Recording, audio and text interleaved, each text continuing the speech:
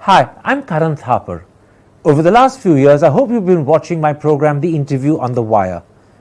During that period, I've interviewed doctors, politicians, businessmen, scientists, authors, and even the occasional Nobel laureate. For me, it's been exciting.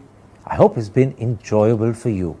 But these, as you know, are tough times, and if this program is going to remain bold, independent, and sometimes even defiant, then I think we need your support.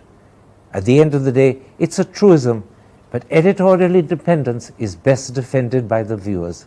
So if you would like this program to remain the way it is, forthright, outspoken, and interesting, then would you consider supporting us?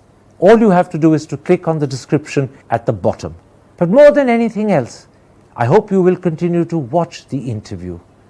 Your viewership means an awful lot to me.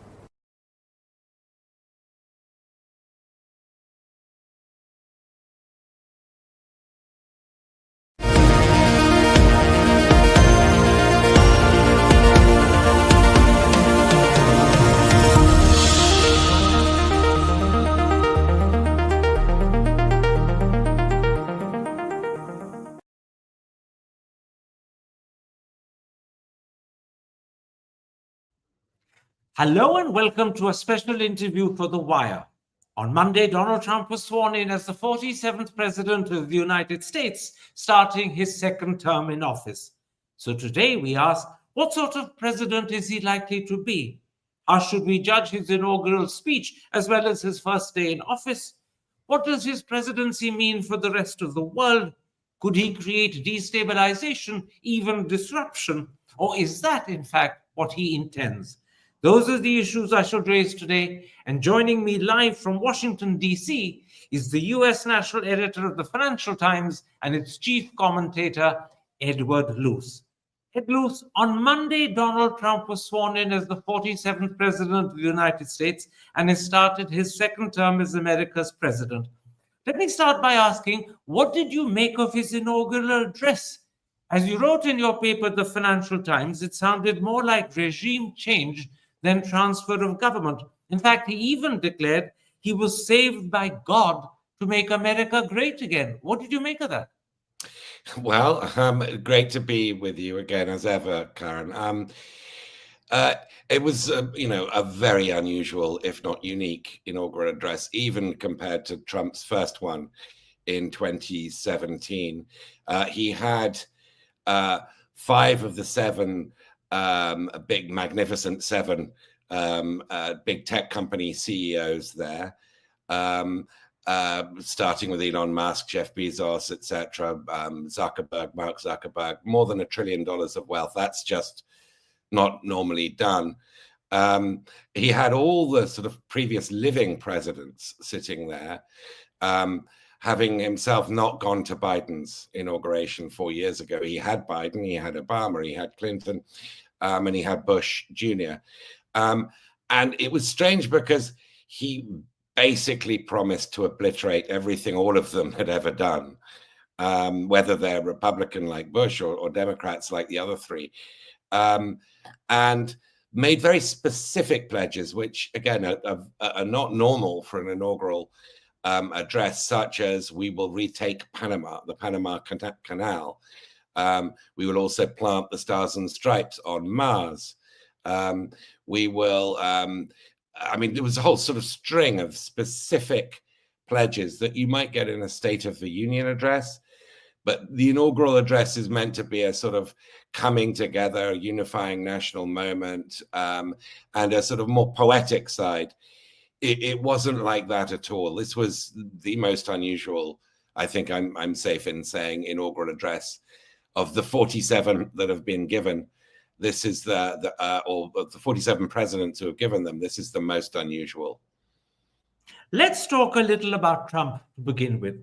His former Chief of Staff, General John Kelly, has called him a fascist. So have people like General Milley and Anthony Scaramucci. In your eyes, is that accurate, or are they exaggerating? I tend to steer clear of the word fascist because it conjures up images of the 1930s and jackboots and people sort of marching in lockstep and goodness knows, sort of mass killing machines, the Holocaust, etc. And I don't think that that is the relevant barometer for Donald Trump. I think that, first of all, he's unique. But second, if you're going to make comparisons, there are better contemporary ones, including that of Narendra Modi in India, or of Viktor Orban in Hungary, or of Erdogan in Turkey, of a liberal democracy that are far more relevant. There are also, looking at the extraordinary amount of wealth and the number of plutocrats, or as Biden said on his way out, oligarchs that you see around Trump. There is also, I think, reasonable parallels to kleptocracies, in this hemisphere, in Latin America, and Peronism, the sort of autocratic, sort of kleptocratic characteristics of Trump are quite Latin American as well. So you can pick and choose your analogies. The one that I think is probably overused and suffers from the danger of the risk of cry wolf fable is the 1930s fascist Nazi one. I think that's just not a particularly effective lens through which to look at Trump. His appointments have attracted a lot of attention, in some areas a lot of controversy. To begin with, there are people like Marco Rubio, who got confirmed yesterday as Secretary of State, and Michael Waltz as National Security Advisor. How do you view these two to start with? And what do they suggest about the foreign policy Trump is likely to follow? They suggest nothing about the foreign policy that Trump is likely to follow. He has a management style that dates back decades in his real estate business and his casino business, which is he likes people who work for him to be at each other's throats. He suspects consensus. He likes arguments. He likes clashes, and he likes confusion. And he believes that power, in a sort of Dr. Strangelove way, flows from being unpredictable, from your enemies not knowing what you're going to do next. So if you were to judge those appointments, Marco Rubio and Mike Waltz, by conventional presidencies, you would conclude that this is going to be continuity under Trump, because these are fairly conventional choices, who believe that American primacy should be sustained and that the liberal international order should be upheld, and have been fairly hawkish in terms of their pro-Ukraine stances and in terms of their China needs to be contained positions. But the reason they were chosen is because they're prepared to bend all of those views to Trump's will, and change their opinions at a drop of a dime. They're there because they are loyalists to Trump, and any previous positions they might have held on those issues that I've just listed are irrelevant. Look at the people with the real power coming in, the people who have been appointed to White House positions like Rick Grenell or Sebastian Gorka, or indeed his nominees to some of the bigger agencies, Pete Hegseth to Defense, John Ratcliffe to the CIA, Tulsi Gabbard to be Director of National Intelligence. All of them have wildly different views to each other. I mean, really, in some cases, opposite ends of the spectrum. Doesn't matter.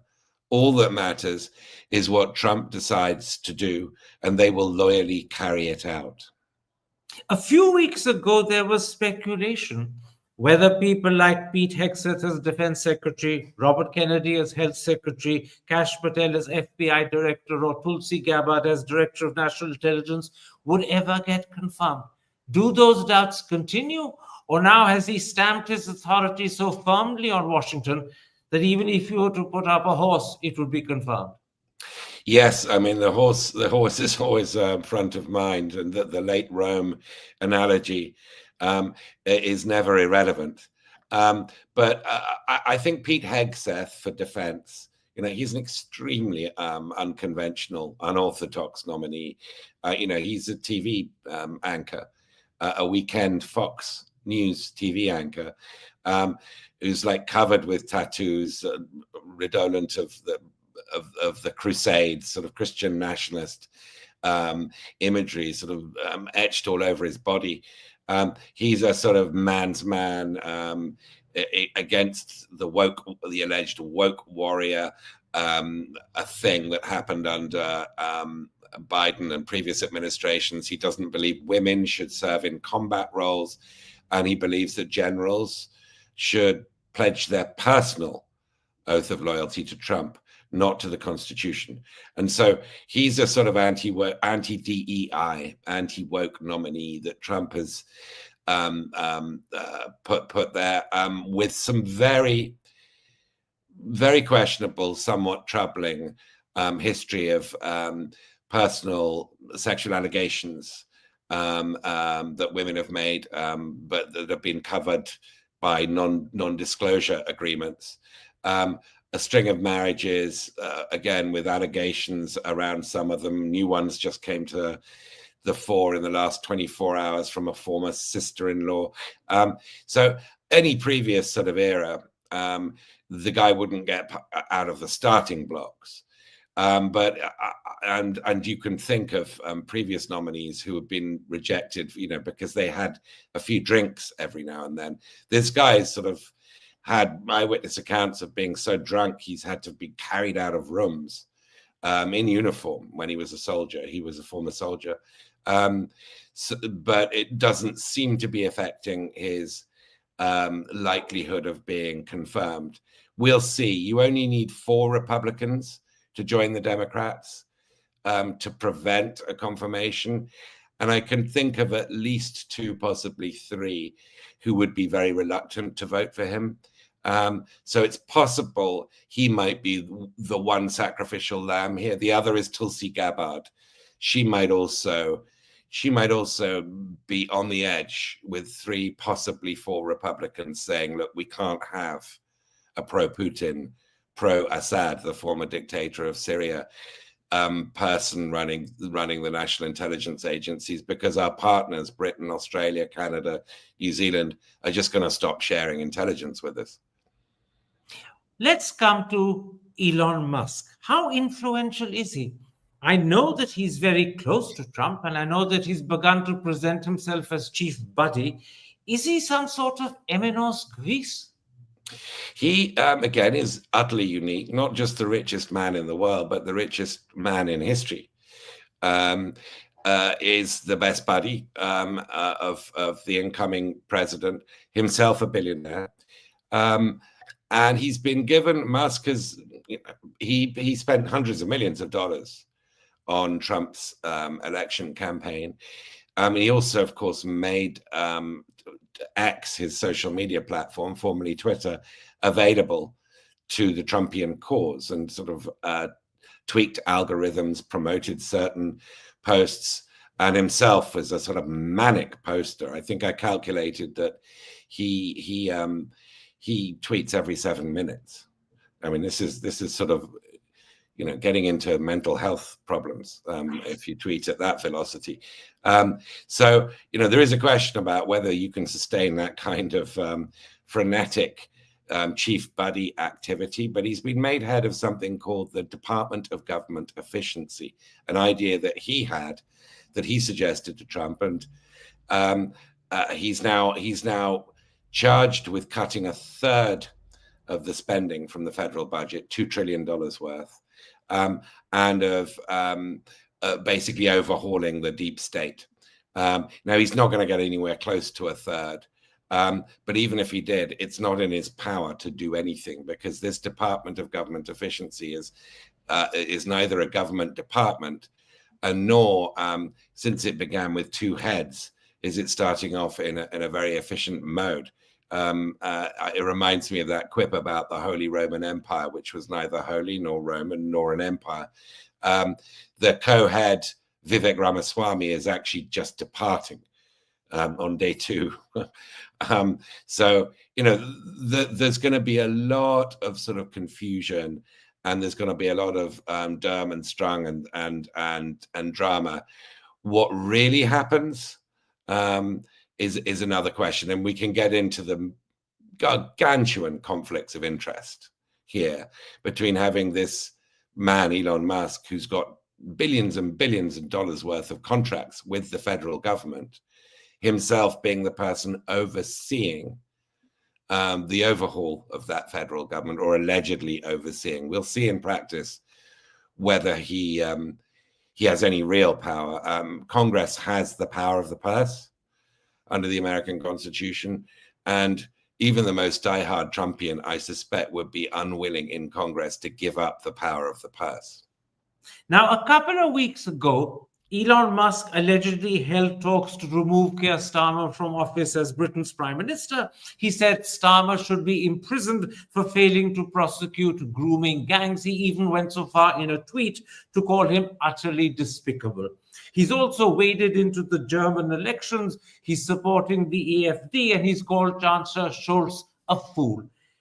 Has all of this happened at Trump's behest? Or is this an instance of the Musk tail wagging the Trump dog?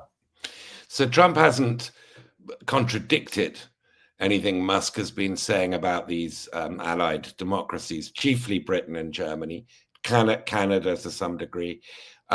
Musk hasn't contradicted him, and Trump hasn't contradicted Musk, and Musk is sort of giving vent to what is a fairly common opinion on the Trumpian right, which is, I guess, contempt for liberal democracies. I don't think this is formally authorized by Trump either, but he doesn't seem to be too bothered by it. The grooming scandal of British Pakistani, chiefly British Pakistani gangs in the north of England dates back 20 years. The last time it hit the national headlines in Britain was about 10 years ago. Musk then gets alerted to it a few weeks back by the various right-wing, very fringe right-wing figures whose Twitter accounts have been suspended, who he restored to Twitter. And he's single-handedly turned it once again into a sort of central issue in British politics, with the Conservative Party demanding fresh national inquiries. There have been several national inquiries. There are dozens of abusers in prison for life, and there are dozens more trials ongoing. But this is the power of Musk, sitting at a computer, in California or Mar-a-Lago or DC. He has managed to upend British politics, and it's extraordinary power he possesses. And of course, you mentioned Germany. Next month, it holds a general election, and he's supporting the Alternative for Deutschland, which is kind of the neo-Nazi party, and says only the AfD can save Germany.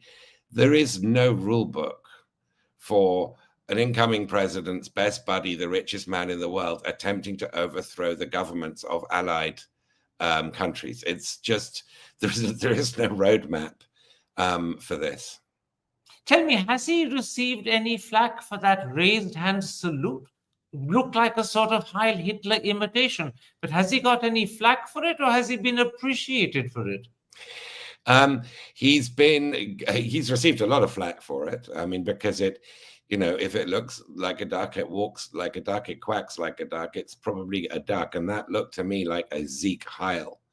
It looked to everybody like a Zeke Heil. There were two, in fact, that he did. He did one towards the audience in front of him, and then turned around and did the same to the audience behind him.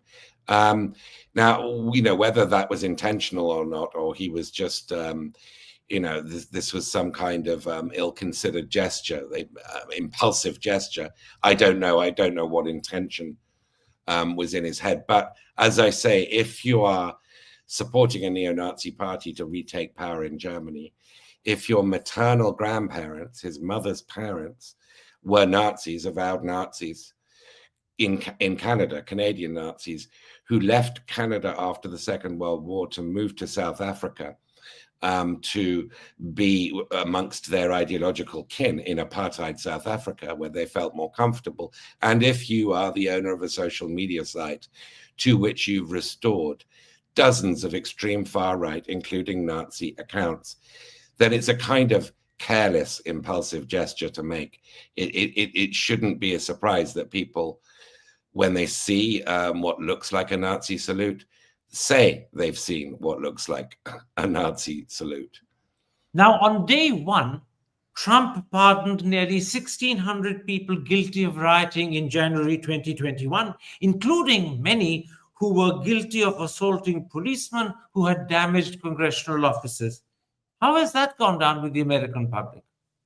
There is so much stuff happening, and I agree, this is one of the most, if not the most, egregious acts that Trump has taken since Monday, since he was sworn in, that it's hard to know what public opinion is going to make of it. There is so much going on. There's such a sort of flurry of executive orders from Trump. This one is something he's been flagging for years, since really the prosecutions of those who stormed the Capitol 4 years ago have been taking place. He took, though, in the manner and the sweepingness of these pardons and commutations, he took it to a degree that even his own supporters, including J.D. Vance, his vice president, clearly thought he wasn't going to. Just a few days ago, Vance said, of course, he would pardon the January 6th felons, but not those who had committed violence. And that was something repeated by a lot of Trump surrogates. Don't worry, he won't release the violent ones. He released all of them. He had an epithet just before he signed the order and made that decision that ends with "it" and begins with a word, one syllable word, similar to "screw it." And then, I'm being very decorous here because I know you have a family show, Karen. And just sweepingly release them all from jail. I mean, we're including people who were convicted for life of sedition and of organizing with weapons and all kinds of conspiratorial things that were proved in court, an attempt to overthrow the results of a fair and free election. So this is a mass pardon. Again, I hate to keep using the phrase without precedent, but it is without precedent in American history. There's an awful lot that Trump intends to do, or has at least committed himself to do, that is also unprecedented. No one's done it before. To begin with, he's threatened mass deportation of people considered illegal aliens, and by some counts, that could be as many as 11 million people. Will we really see deportations on this scale? And if the answer is yes, how quickly? It's actually not. It's beyond 11 million. If you include dependents, etc., it's up to 25 million. I mean, we're talking about, approaching a tenth of the labor force. Look, I mean, I'm skeptical he could go that far, not least because he won this election chiefly because there was a great disaffection amongst American voters about inflation, about the cost of living having risen so sharply since the pandemic ended. And he exploited that with great skill and promised lower prices, not lower inflation, lower prices, which is very difficult to pull off. If you're then going to remove like a quarter or a third of the workforce that is involved in the food industry, and a quarter or a third of the workforce that is involved in constructing your very expensive houses, you will find that those goods become more expensive. You reduce the labor force. You'll add to inflation, no doubt about it. So that's sort of one reason for my skepticism that he'll go that far. And another is that you would need to deport that many people just to identify them, then to extract them, then to put them in holding camps on the border, then to find governments that will take them. You would need to spend hundreds of billions of dollars. And you would need to convert the country really into a sort of semi-autocracy in order to have those powers to take people from their communities, thousands of communities across America, and then get them out of the country. I am skeptical that he's going to do that, not on humane grounds, but because the market reaction will, I think, be quite swift, and it will be quite negative. And if there's one thing that Donald Trump listens to, it's the Dow Jones, as well as bond yields. There will be a market judgment if he tries to go that far. What he will do, I think, is try and extricate some criminal gangs, and there are, no doubt about it. And these could be more surgical, and they would probably be popular and wouldn't have an impact on inflation. But I just don't think he's going to go the whole way. The other thing that he's threatened to do is to impose a 20% tariff on all imports, a far higher tariff on Chinese exports, and then he's also threatened to impose 25% each on Canada and Mexico. Again, will that really happen? And if it does, I presume we're going to end up perilously close to a trade war. Yes, I mean, some version of that will happen. He's now reiterated his pledge for 25% tariffs on America's neighbors, Mexico and Canada. That'll be an instant trade war. These are the two chief trading partners of the United States, more so than China. China is, I think, third. And so that will start a trade war. And both Canada and particularly Mexico, Claudia Sheinbaum, the relatively recently elected president of Mexico, she's been quite steely in her response. And Trump is sort of moving into the buzzsaw of a forthcoming Canadian election. And nobody's going to win by obeying Trumpian threats to the South like that. If you want to win in Canada, taking on America is a popular position. So I think if he goes ahead with this on February the 1st, he said those tariffs will kick in, there will be trade wars on both sides of the border. And that will, of course, have an inflationary impact. A lot of the goods that Americans, buy are from those countries, or part of them assembled in those countries, cars in Mexico, tons of food and commodities in Canada. So again, an inflationary impact, and the market judgment will be salient. China is the really sort of big target here. He's talked at the moment of only a 10% tariff on China, as opposed to the 60% tariff, which would be sort of global trading system, instant war. 10%, I think China could probably absorb. But, you really never know with Trump, that strange Lovian quality of people not knowing what he's going to do next. He has a point. I mean, there is power to that. And so I think part of this might be sifting out what is a sort of brazen negotiating tactic from what he actually plans to do is an art that nobody has perfected yet. But we're going to sort of have that art tested multiple ways in the coming weeks. This is a sort of chaos show by design, a chaos show where we're entering into a very different world. It's not just a chaos show. Surely, Ed Luce, there's also something intriguing about the way he conducts his relationships. On the one hand, he's been threatening 10% or even at some point 60% tariffs on China. On the other hand, he invited Xi Jinping to his inauguration, and he was talking to Xi Jinping on the telephone before he was even sworn in. There seem to be contradictions in his attitude to the Chinese. What do you make of that? It's the $60 trillion question at the moment. What does Trump really think of China? If I could, the many questions are posed, and a lot of people come through town or call and ask me what I think of this or that, and they ask many other people. And China is usually the top of the list of questions. What does Trump really think of China? Is he a hawk on China, or is he just a transactionalist? And I think it's probably a mistake to look at those he's appointed, as we began this interview with that question over Rubio and Waltz, and then deduce from that what Trump thinks. Trump has got many different people around him with many different views on China. Some are hawks, some just want business as normal. And by the way, Elon Musk is one of the latter. Elon Musk has massive Tesla plant and a battery factory and huge regulatory requests in China in front of the Chinese authorities. He's very much for business as normal with China. So, I think Trump's a transactionalist. I think he admires strong leaders of big countries. So he's an overt fan of Xi Jinping and of Vladimir Putin, those two in particular. And that means that as I'm as I'm trying to sort of convey, the unpredictability here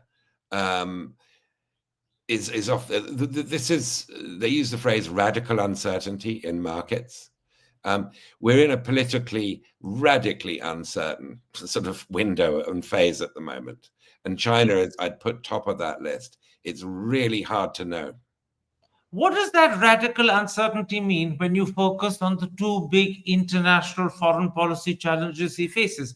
Trump, I know, is keen to end the Russia-Ukraine war. He's even earlier on boasted he could do it in a day. Now I think they're talking of doing it in 100 days. He wants an early meeting with Putin.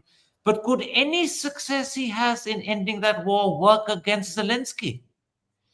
Yes, I mean, if he gets a summit with Putin, Putin's expressed the desire to meet. Of course, it would be a major win for Putin in the midst of this war with Ukraine to have a summit with the American president.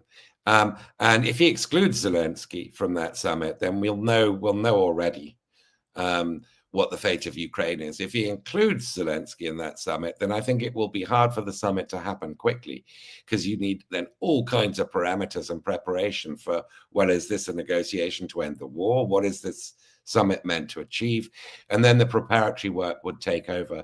I think he will meet Putin.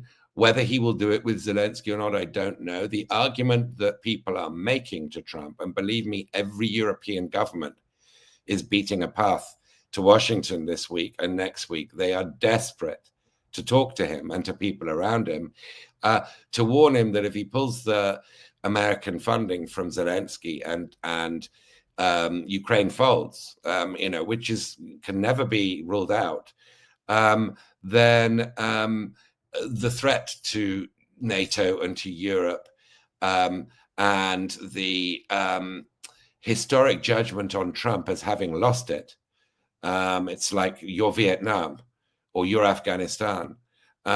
That's the argument they're making to him is, do you want your name forever associated with a national humiliation in which America's adversaries advanced because of you? That's the sort of emotional appeal they're making to him. I think ideological arguments with Trump or ideological readings of Trump are probably overdone. And I think psychological readings of Trump are probably underdone. Appeal to his psychology, to his vanity, to his own personal self-interest. That tends to get you further. And I've noticed that's this time round a much more common tactic that you're seeing from foreign governments, including America's allies. The other group of countries that are said to be pretty apprehensive are NATO. Will Trump simply demand that NATO members pay more for their defense? I noticed at his press conference that he held impromptu in the Oval Office on the first day, he said they should go up to 5% from the president, 2% that they're paying. Or could he more fundamentally threaten the very existence of NATO and its unity? Well, look, I mean, he's saying he wants to take Greenland. Now, Greenland is the sovereign territory, autonomous, but sovereign territory of a NATO ally, Denmark. So, NATO has this famous Article 5, which is that an attack upon one is an attack upon all. And that was sort of framed thinking of the world outside of NATO. If one NATO member attacks another NATO member, what do the rest of them do? Who's attacking who? Who are you allied with? So, I mean, if he does end up taking Greenland, expanding America's real estate, he looks at a map and he's like, well, this is big empty place. We want it. If he does end up taking Greenland, I don't know whether it would be champagne or vodka, but there would be a celebratory tipple in the Kremlin that night, because that would kill NATO. That's all you would need. The faith of NATO is based ultimately in the faith of its biggest member being there to defend your sovereignty. If it traduces the sovereignty of one of its members, then what's NATO worth? Nothing. But the possibility of him actually taking Greenland is no longer as outlandish as it might have seemed even 36, 48 hours ago, because in his inaugural speech, He's declared he's going to take back the Panama Canal. And that is sovereign territory. He would have to invade Panama to do it and conquer the country, presumably. And therefore, I ask you, just how serious is he, not just about Greenland, but also about making Canada the 51st state? I mean, I presume this has gone down very badly with the Canadians, with the Danes, not to mention the whole of Latin America. Yeah, no, it's not being received with jubilation in Panama, from what I understand. The idea isn't as outlandish as you might think it is. I mean, probably he would like to use this scare tactic to get them to both Panama and Denmark to sort of fold in advance at the negotiating table. In Panama's case, it's about C.K. Hutchison, the Hong Kong group, running ports either end of the Panama Canal, which he says means China controls the canal. Well, maybe Panama can, offer to renegotiate who runs those ports and give it to an American contractor, or maybe it can break all its sort of commitments and offer preferential rates to American shipping to go through the canal. Greenland, I mean, America gets everything it wants with Greenland as it is. It's got all the bases it wants there. It's got all the exploration rights for oil and minerals. This seems to be purely a sort of big predator in the jungle flexing its muscles, which is how Trump views the world. It's a jungle with big predators and small predators, and these are both sort of small prey in his view. There is an overarching justification there, which is China. He's worried that China, is entering into the Arctic shipment routes as the ice caps melt. There's a new great game, polar great game going on, and with Panama, as I said, he's got this complaint that allegation that China runs it. So there is a sort of rationale, but I think this is sort of very crude negotiating tactics to expand America's real estate. And, Trump is a man of real estate. What about Canada? What do we make about these strange claims that he makes about making Canada the 51st state, annexing it, absorbing it? He likes to troll. And, this is a sort of joke Americans make about Canadians quite a bit. And then Canadians respond with injured pride and great horror. So a lot of this is just a sort of running joke. I mean, I don't think there's really any serious attempt to take over Canada, and it wouldn't be popular in Canada, needless to say. They have gun control, they have free healthcare. They quite like these aspects of their life. It's probably also partly directed at Justin Trudeau, for whom I think the conservative world has some contempt as a sort of classic virtue signaling liberal, and who's on the way out.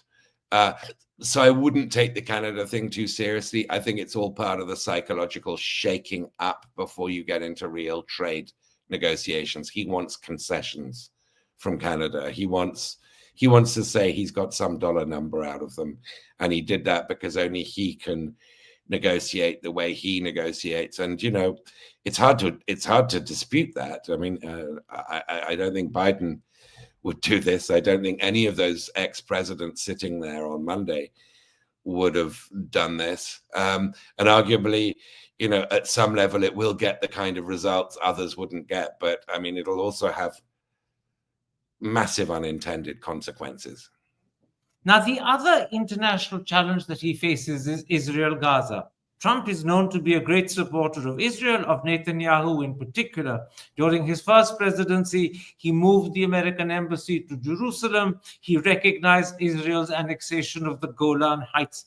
Now, after the ceasefire deal that he's widely believed to have been the moving force behind, what could he embolden Netanyahu to do? Might he encourage Netanyahu to start attacking Iranian nuclear installations? Something that Israel isn't averse to doing anyway. Iran is a sitting duck at the moment. I mean, Israel's taken out most of its missile defense system, most of its missile production system. It has lost its shield. Hezbollah is a sort of decimated force. Hamas is a decimated force.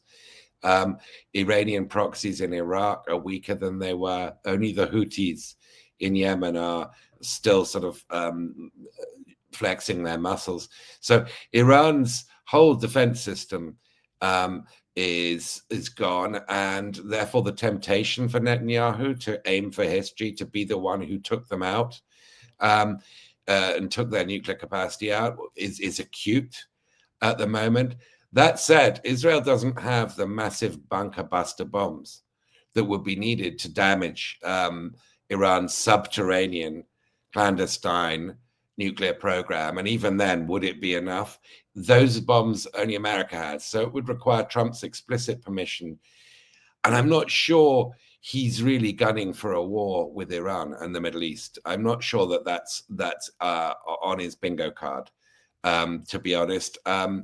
I think that his main aim is going to be for a Saudi-Israeli normalization.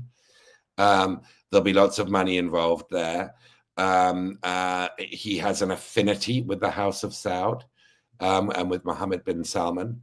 And of course, Mohammed bin Salman would require some entity for the Palestinians as his price for recognizing Israel and for, investing in the reconstruction of Gaza. That is the sort of glass half full way of looking at what Trump's impact might be on the Middle East. I'm not confident of it, but I do think the Saudi-Israel deal is quite high up in his administration's sights and can't be discounted. Neither, though, could a surprise attack on Iran. Again, the radical uncertainty here, this has got to be the watchword, the motto with Trump. We don't know what's going to happen. One of the things that is probably coursing through the minds of the audience as they've heard you speak is that Trump represents an enormous challenge to the world as we've known it for decades. Tell me, have the Democrats in America worked out how to oppose Trump? Or does he face no credible opposition in his own country at all? In today's Financial Times, you say that the opposition is depressed. Clearly, the job is now being performed for them by bishops in church. Yes. The contrast between now and 8 years ago, 8 years ago, there was this sort of rather self-glamorizing talk of resistance to Trump. There were massive demonstrations in this town in Washington. There was a sort of fire in the belly of the Democratic Party that this man was an aberration and an insult to the idea of America.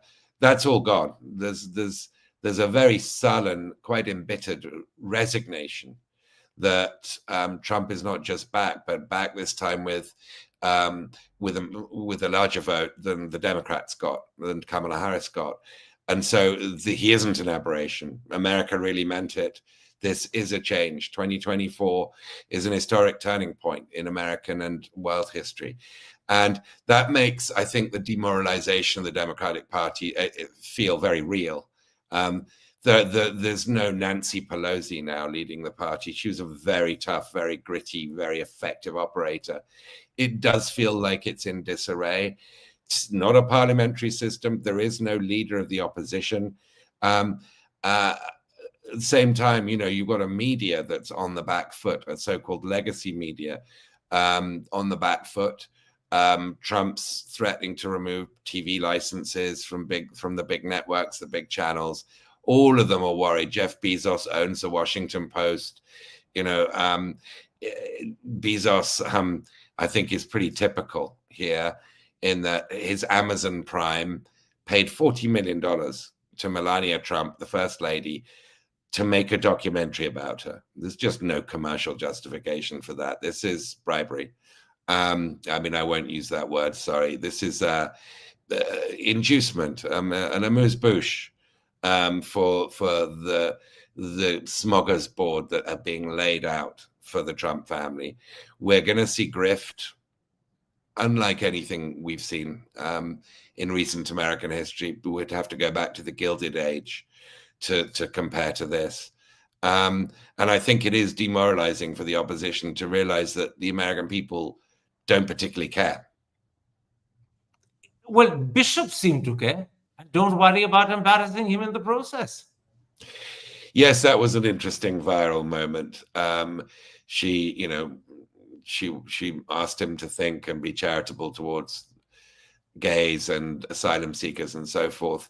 And even undocumented immigrants. I have to say, though, with a fairly jaundiced eye by now, that standing at a pulpit and preaching is just the kind of thing MAGA hates about liberals. And so, it might have been a good moment. Did it change any minds? Did it reinforce sort of prejudice against liberals and maybe against gays? Is it counterproductive? I'm not sure. But I don't think that's effective opposition. I think that's just pontificating from a pulpit. Against this entire background of our conversation, let me ask you one last question, or let me raise one last issue. What sort of relationship do you expect Trump will have with Delhi? You know Trump, you know America, and you know India because you were chief of bureau here as well, which is why I asked the question. Modi and Trump established a very close relationship during Trump 1, but Trump can be pretty temperamental and unpredictable. Will that friendship continue into Trump 2, or might there be obstacles and hurdles? I think that the affinity and admiration that Trump feels for Modi is still there and will count. In terms of specific issues, I see that Marco Rubio has already convened sort of the Quad foreign ministers to meet with Jaishankar, etc. So I think the intention is for that to be continuity, which is unusual at the moment, the Quad. The H-1B visa thing could flare up.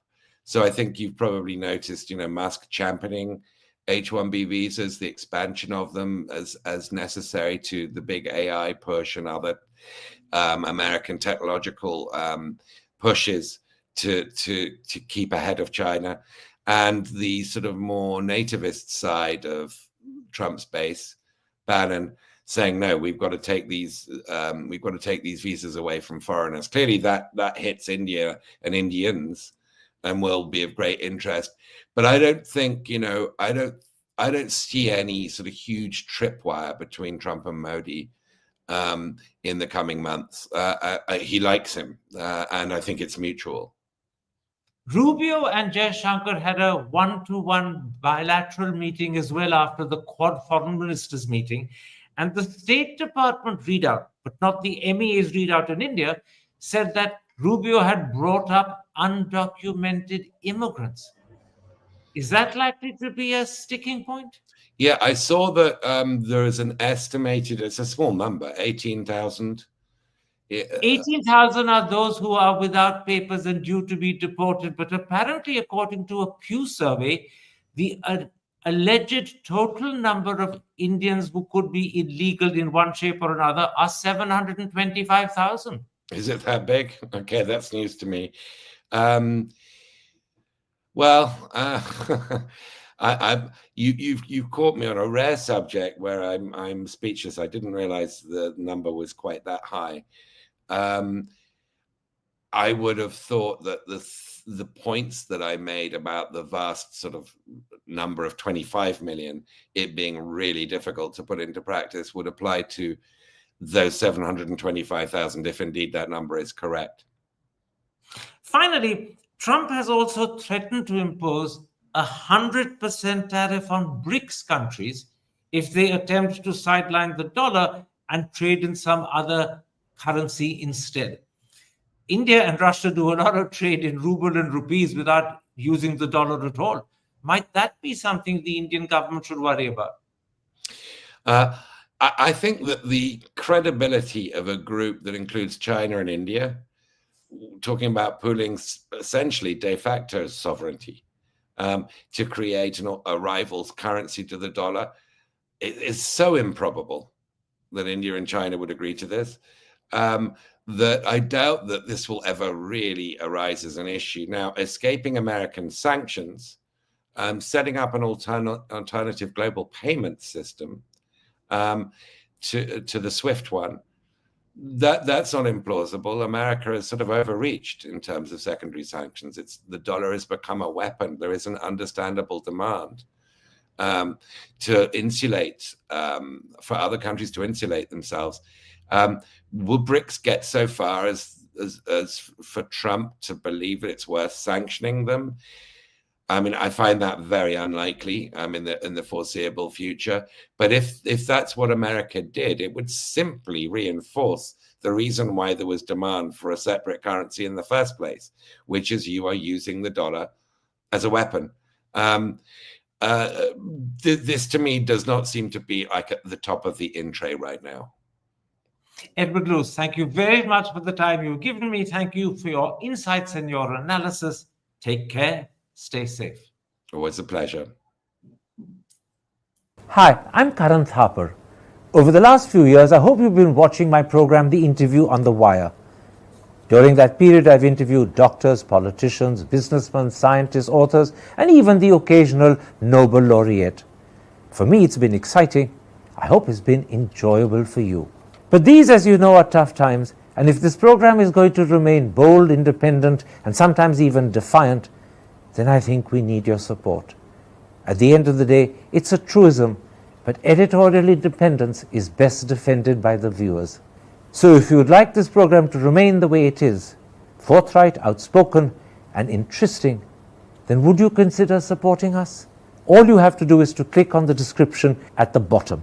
But more than anything else, I hope you will continue to watch The Interview. Your viewership means an awful lot to me.